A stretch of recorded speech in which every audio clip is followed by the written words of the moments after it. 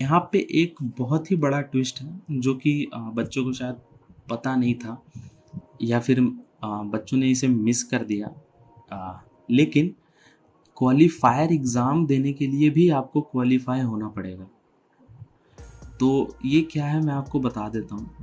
तो आपको यहाँ पे आप जैसा कि पढ़ पा रहे हो eligibility to appear for qualifier exam regular entry, क्योंकि जेई बेस्ड एंट्री में तो आपका कोई क्वालिफायर एग्ज़ाम होता ही नहीं है, तो रेगुलर एंट्री में ही आपका एलिजिबिलिटी होगा।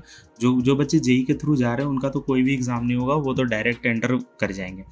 तो in each course the average of the best 2 out of the first 3 assignment scores will be calculated. Those who get the minimum required average assessment scores in all 4 courses as given below will be allowed to appear for the qualifier exam.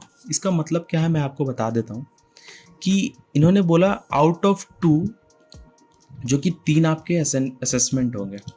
तो यहाँ पे आप जैसे ही देख सकते हो जैसे graded assessment है वीक 1, वीक 2 एंड वीक 3 और वीक 4, 4 वीक मिला के आपका 3 असेसमेंट होगा, जिसमें से आपके बेस्ट 2 असेसमेंट उठाए जाएंगे।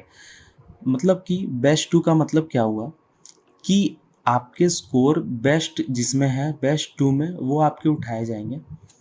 एंड उसमें देखा जाएगा कि अगर आप जनरल कैटेगरी से हो तो आपके मिनिमम 40% नंबर आ रहे हैं कि नहीं। मान लो वो 100 नंबर का पेपर है तो आपके मिनिमम 40 मार्क्स आ रहे हैं कि नहीं, यह वो चेक करेंगे।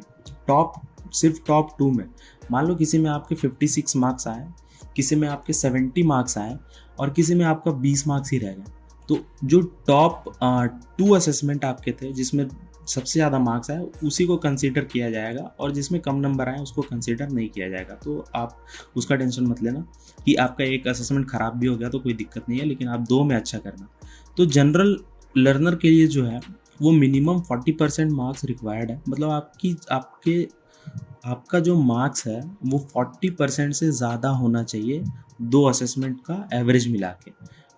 एंड SC/ST PW के लिए 30% and same BW and SC/ST students के लिए 30% एंड OBC और EWS के 35% मार्क्स आपके मिनिमम रिक्वायर्ड हैं, जो कि बड़ी बात नहीं है। 35% मार्क्स आप इजीली स्कोर कर सकते हो, कोई भी स्कोर कर सकता है, बस आपको कुछ क्वेश्चंस अच्छे आपको प्रैक्टिस करना पड़ेंगे।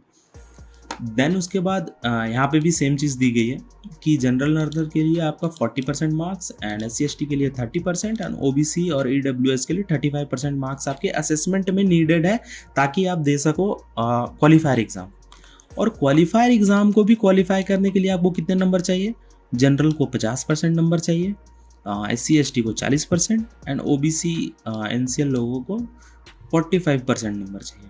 तो इसको आप ध्यान में रखना, ये चीज़ आपकी वेबसाइट पे पहले गिवन नहीं थी, शायद गिवन नहीं थी, मैंने तो नहीं देखी, शायद कहीं पे हो, उस समय ध्यान नहीं दिया था, लेकिन ये एक ट्विस्ट है, आप देख लेना एक बार।